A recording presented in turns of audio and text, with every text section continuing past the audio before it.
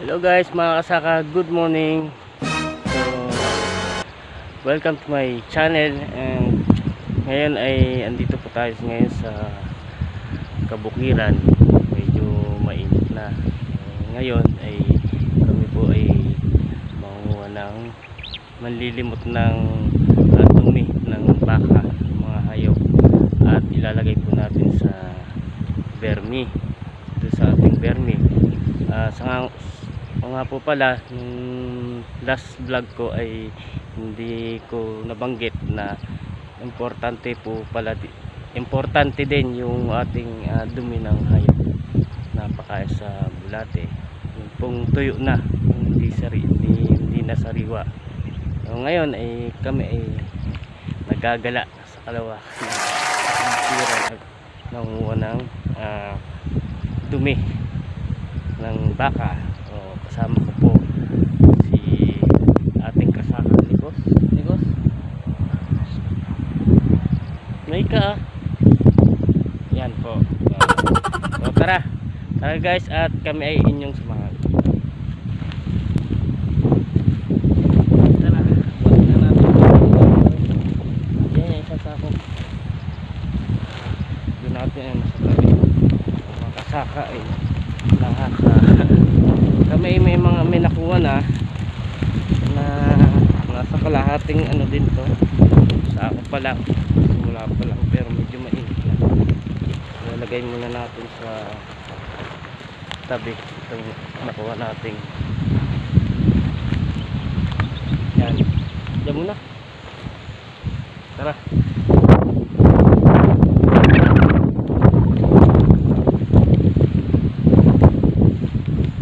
Medyo mainit na mga kasaka, pero nakita ko sa cellphone ko sobrang lakas na, sobrang lamig, nasa 23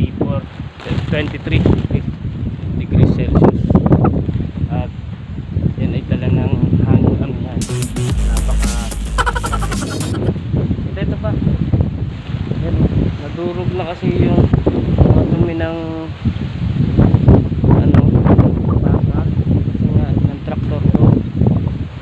pa yung damo at tataniman ng mais. So, araw ko yung at saka i-traktor tingnan maitan ay mawala sa kapiran. Ito oh, durog na.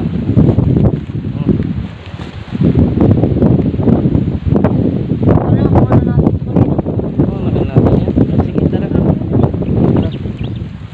Dali mo to. Napakainit, hindi ko makita yung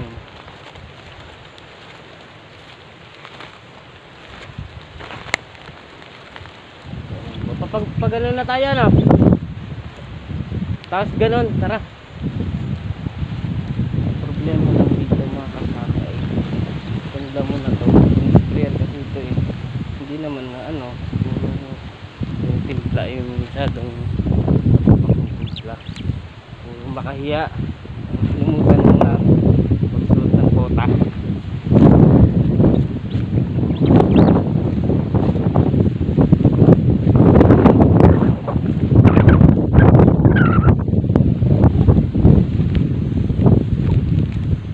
Kasi ang inuna namin manguha ng baka kasi nga para tuyo na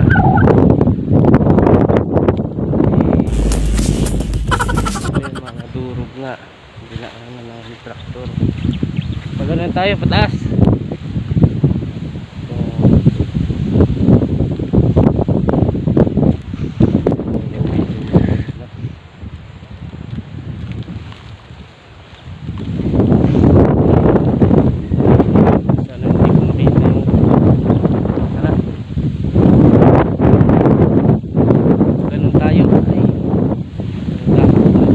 Baka may kita nyo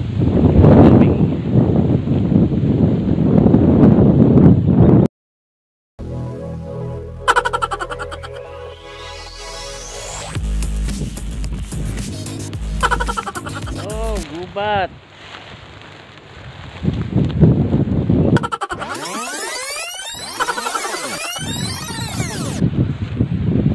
Ito po talaga mga kasaka ang buhay ng magsasaka. Hirap. Saya.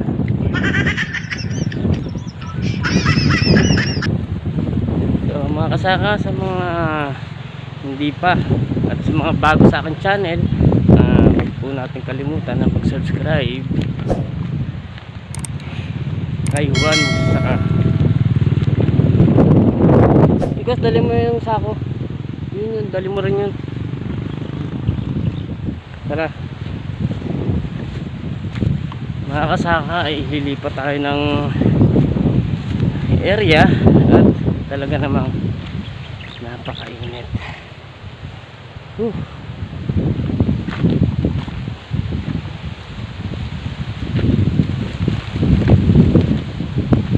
Wag na yan, yun lang sako. So ayun, ito pong Adrian's Farm ay mula dun, nakikita dun, ganun. So itong kahabaan na ito po yung nasasakupan namin. Tara.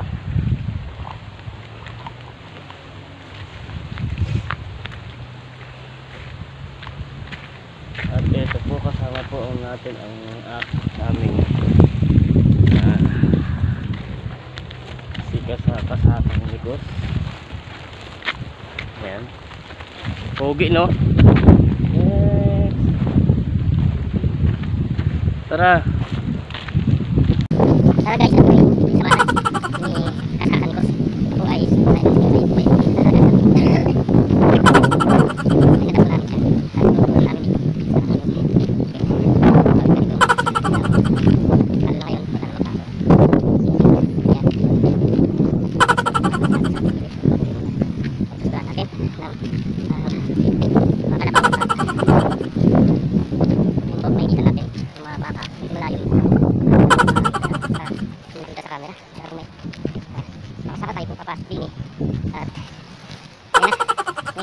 medyo nasusulo lang tayo sa camera natin. Tingnan natin kung meron dito. Ay, mga sariwa pa.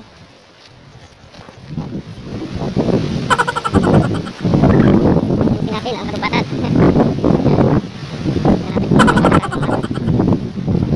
Ito po yung boundary natin. Ayun na tayo.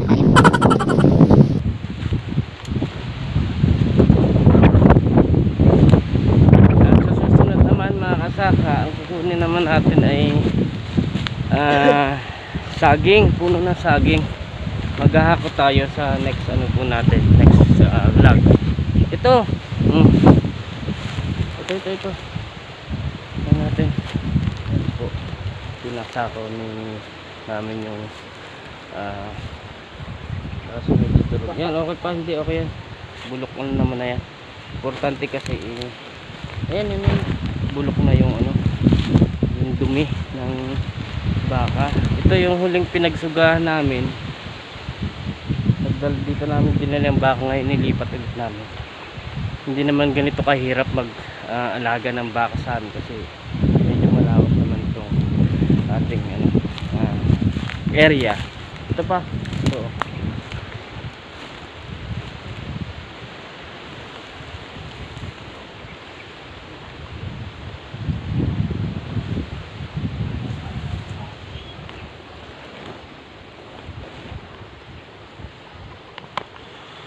Oops. Di ano naman yan, tuyo naman na yan. Hindi yan mo, hindi, wala nang ano yan. Wala nang ano yan. Ito pa. Kumakarami din na ata kami. Noong nakaraan, nag-stock ako.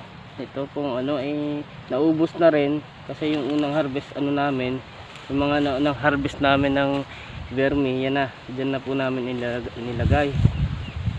At ito yung ganito po. Tatag-araw talaga nag-i-stock kami ng dumi ng baka, kalabaw, yan po. Hindi lang naman po ano, kung meron naman kayong kambing, alagang kambing na nasa nakakulong. At kung marami naman siya, pwede rin basta bulok na, sana i-decompose ano na yung dumi. Kahit anong hayop po pwede, huwag lang po dumi ng alam nyo na.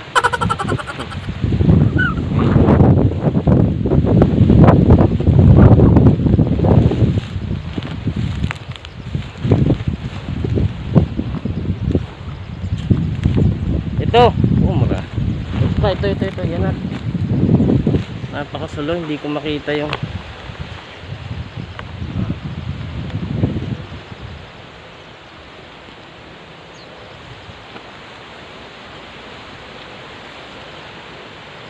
at ako maghanap din eh. Aray, sunod doon, Nikos. Yung isa kong kapatid may ginagawa. Kaya ito, dalawa lang kami ngayon. Yan, marami palang ano dito. Marami. Baka. Sa mga kasaka, kung tayo mayroong mga katanungan sa mga vlog ko, pwede naman tayo magtanong, mag-comment. At yan po ay nasasagot natin. Ito pa, Nikos, oh.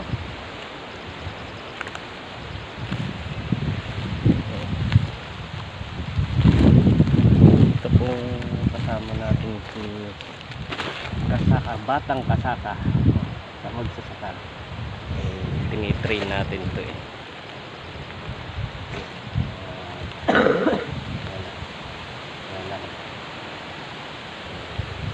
Saka na ay sasako dyan muna, balikan na lang natin.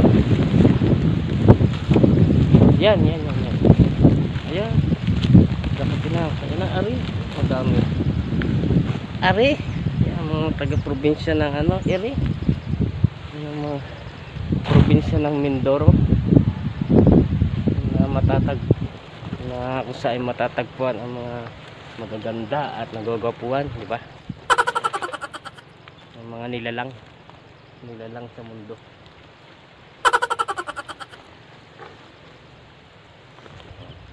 Yan pa, katabi yun, hindi ko na mas marami dito kaysa dun sa namin. Sa ilong mga yan oh. Mas marami dito sa natin bukod sa Matinik. Aba, medyo nadalang, maraming Dito lagi napunta mga bakay. dito dinala nung nakaraan. Dito dinala. Lilipat na natin para sa susunod na ibalik ulit yung baka dito. Madamo na naman siya, marami na makakainin yung baka. Maganda sana kung marami tayong baka. Kaya nga Para meron na kami isang nanganak na baka. isa na lang. Oo, nanganak aso lalaki. Ayun. Lang. Nakita mo na yung anak. Malayo, nakita ko ng malayo. Oo. Kulay red. Ay hindi, kulay puti. Baka yun ay baka ng kapitbahay natin.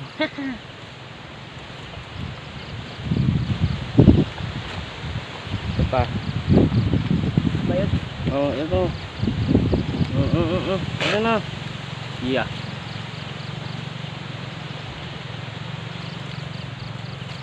Oh.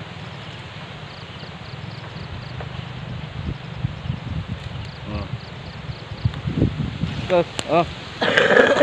Nako.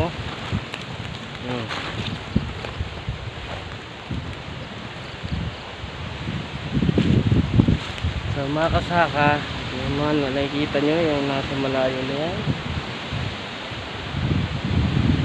Yan yung kalawakan na yan. Hindi po sa amin yan. Nasa boundary lang po tayo.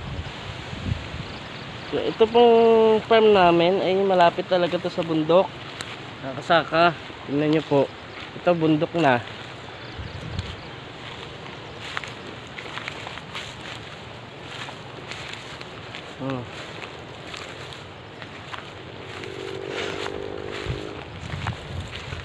Ayun, ito. Ito pa, ito muna.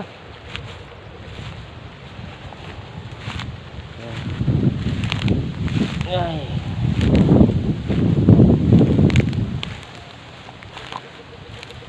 So, ayan mga kasaka, makikita nyo yung bundok. Ito. Yan, bundok na po ito. Yan. Ang taas na yan. Yan.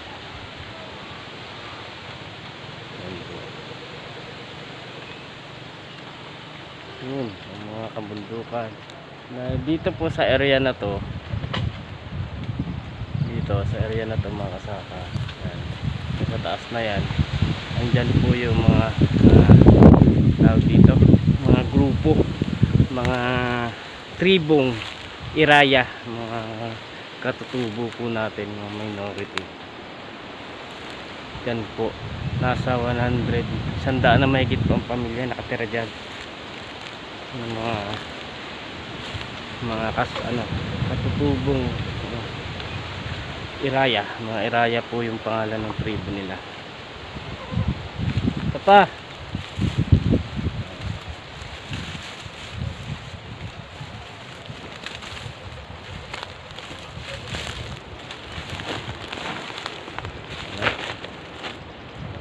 Ayun, isang tumpok laki. Ito ay tatapusin na lang muna natin itong ano na to. Tayo bababa na. Medyo oo. Baka. Ayan o. Ito, labaw din dito. Kalabaw. Nandito dito. Sunuga yung kalabaw kan. Ay, no, isang araw.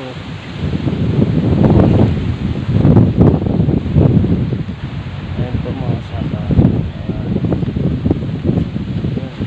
Ayan pa. Ano pa ako din eh. Dine.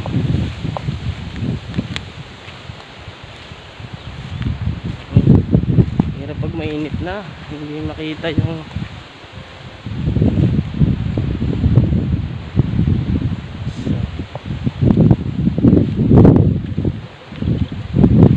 sa sunod na ito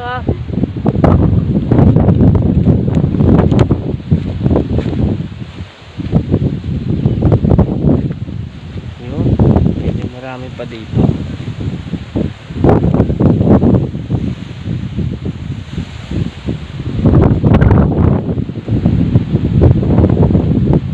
Ang marami dito mga kasama sa area namin itong ipil-ipil. Ayan po, pansin niyo po, ipil-ipil lahat yan. Hindi po namin niwawala yung ipil-ipil kasi nga kinakain nga rin ng ano yan. Saka yung pong itong napier. So may mga nakatanim tayo dyang napier, paikot po yan. Ito pa Nikos, medyo mahaba video. Sa susunod po natin na video mga kasaka ay papakita ko sa inyo yung mga iba pa, yung iba't ibang proyekto natin, yung ating kung ano meron dito sa Adriano's Farm. Tinidevelop pa lang natin sa 0.5 hectares ay marami tayong nilalagay na proyekto. So mga kasaka, hanggang dito na lang muna ang ating video at God bless you guys at welcome back kay Juan Magsasaka. Bye bye.